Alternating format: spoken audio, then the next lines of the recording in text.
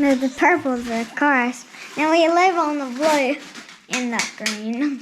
Actually, the green. We don't live in water.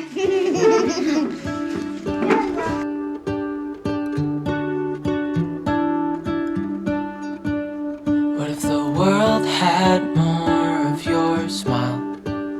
What if the wind could spread your love?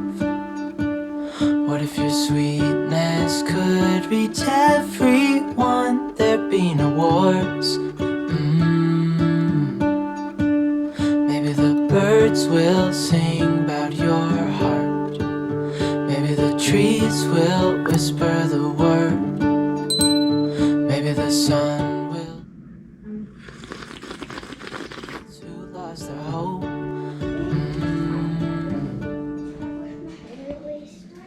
All right, these are mine. Where's yours?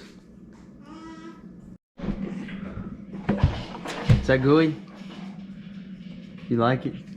So you see, every kid gets a little bit of cup of this. This is our elderberry syrup that we make.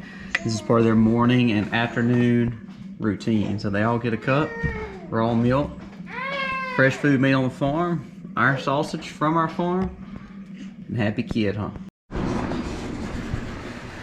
All right. It is a beautiful, beautiful morning. Cool and a little brisk.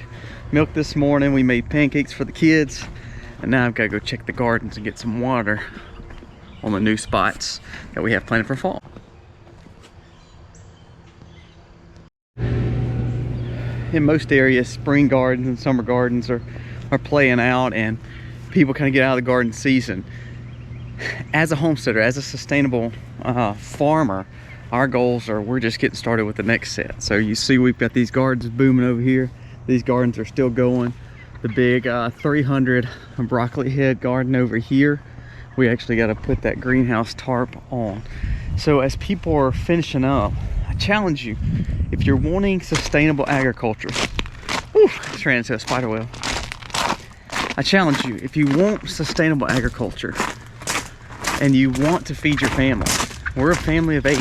So it's important that we're growing 12 months out of the year. If you're in the northern climates, find ways to grow your animals more, grow food in greenhouses, grow some indoors, whatever you can do, keep growing, because it will help you become a better farmer, but also see the importance of growing all the time. 3 beds here. This is kale, onions, and more onions. This is all turnip greens. This is all mustards. Now the mustards are a little bit slower. They're starting to come up. You're starting to see little specks of it. But look at this. You see the rows of turnips coming up right there. We've got a little kale coming up as well. There. We're just now getting into the fall and winter season. See the beautiful turkeys out. We harvested honey, and we end that part of our season as we have more chickens growing, as we got more beef growing, more pork to process by year end, more gardens growing.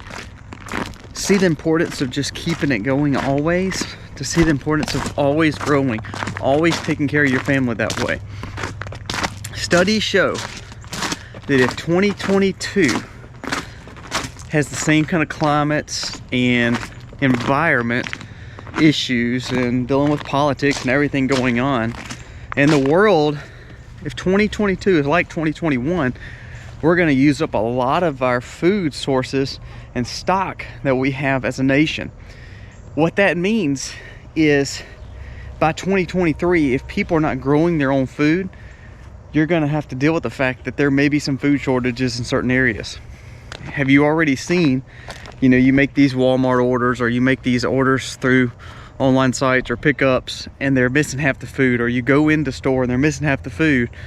Well, all that is kind of getting you prepared for the fact that there may be times you won't get what you want like we used to.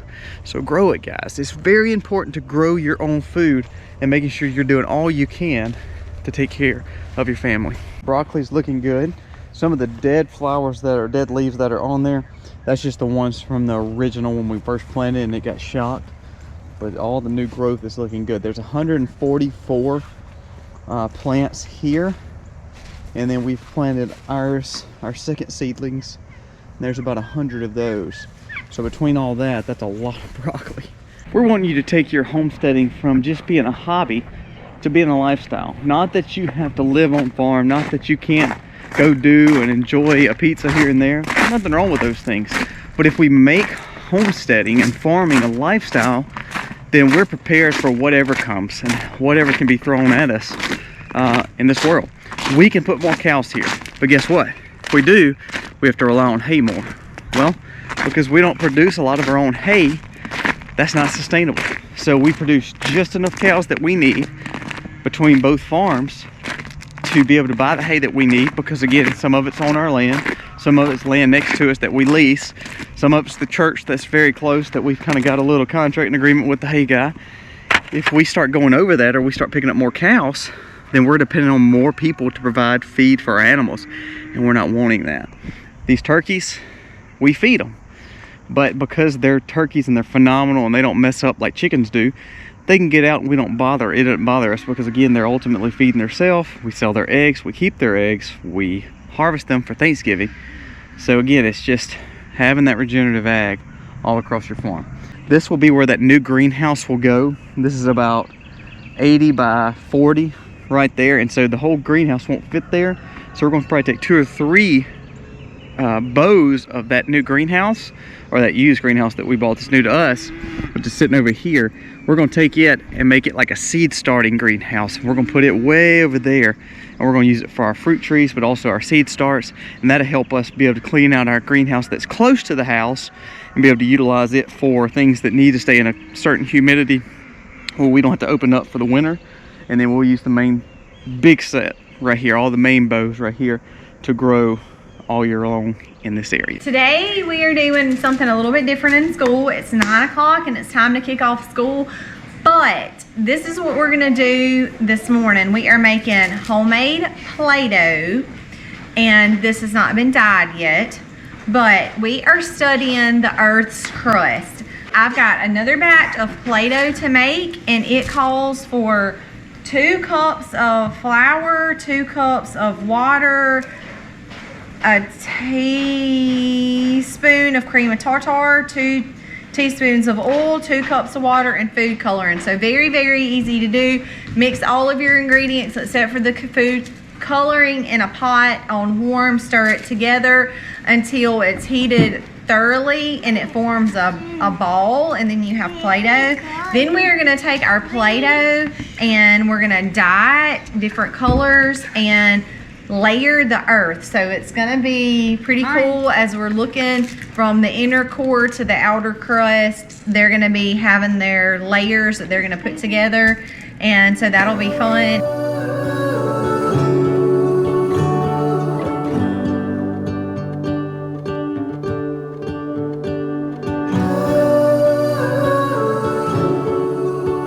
Sayla, show them your arm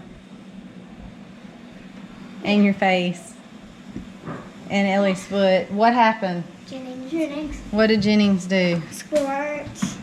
Glued up Yeah, always fun stuff. on the floor, and He squeezed the bottle and it shot up like a fountain. then it went on the ground, and then I thought it was water. And So you've got gymnastics today, and your coach is going to call you little Smurf girl. Always fun times. Thoughts on Gather Around. I wanted to kind of share this with y'all while I was cleaning up. I told y'all a while back, because we did just switch to Gather Around. So we've done 2 unit studies. This is our 3rd unit study that we're starting on, Earth Science, which is why we're making the Play-Doh today. We're studying the Earth's layers today. So here's my honest opinion. We love it, okay? If I had something to change, critiquing wise, there are 20 lessons in this book. We are putting it in park, and we're gonna be studying each day. Instead of spending a day on the lesson, we're gonna be spending 2 days on the lesson. And here's why. I feel like we can't digest it all. It's a lot of material. It's a lot of good material. There's a lot of extra added videos, activities like today that we can do that is just really hands-on that we were not able to do before, because I felt like it was so much material, we wanted to get it all in for that lesson and not miss it. And then the next day we were moving on to the next lesson, which typically did not build off on the first day. So I kind of felt like we were not really able to digest what we were getting. So what we've decided to do with this unit and with the rest of the units that we're going to be studying, so with this earth science, today is the crust. We're going to be spending 2 days on lesson 1. And the only other critique that I would give would be that I wish there was more review, like kind of what we're doing. Some of the sight words and stuff like that that's introduced in the work, sometimes we don't see them again, especially with your youngers. Those sight words have to be pounded into them. You can't just introduce them and move on and expect them in 2 weeks to remember every or remember above. If you only go over it one day, they're not going to remember it. So I have been intentionally reintroducing those sight words, especially to like Sayla, because she doesn't know those sight words, and we've been working on those outside of what the lesson says to do. So we've been adding extra together, and we can do things like these projects together. We can watch movies and documentaries together instead of an individualized study. So that is a huge bonus. We love it. I feel like it's a great study, great material. Love the fact that I can teach all of my kids. You fill my head with roses. I can't help but dream away. Standing on a field with you and flowers everywhere. Maybe there is a star with your name. One thing I know is that there should be. There is no one who has a heart as pure. And you were gonna run how much? I was gonna run 5 miles today. Then I saw it started raining. Okay, I said I'll just run 4. Then it started lightning and flooding like crazy. Sat under a little lean-to over there. You took refuge. I took refuge, okay. And I stayed there for a second, hoping that it would stop lightning. It didn't. So I sat there for a little bit longer. Eventually it stopped. I ran another loop. I made it to about 1.18, and it was lightning even more than last time. So I went to Grandma's house, and I stayed there until it's toned down a little bit, and the most I made was 1.20. You look a little wet. Maybe a little bit. Just a little bit. Well, at least you didn't get too hot. No, not hot. Not hot at all. Do you think that's going to help you with your next run? No. No. I was only able to make 1.20. Well, it's not raining anymore. What's holding you up? It's not rain. You go out there and run. It ain't raining no more. I would be more afraid of the mud than the rain. Oh, I slid. I didn't fall, but I slid. Twice. You slid in one of your races though, didn't you?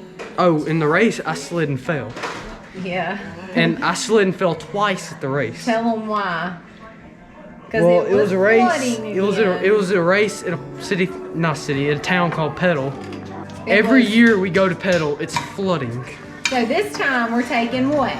Clothes next Petal Extra race. clothes and towels and umbrellas. That Petal race was bad because the guy that's usually hanging out in first place, he fell and hurt himself bad. Was that the first time that you ran in the rain there? No. Every time we run at Petal, it floods. So it's cursed.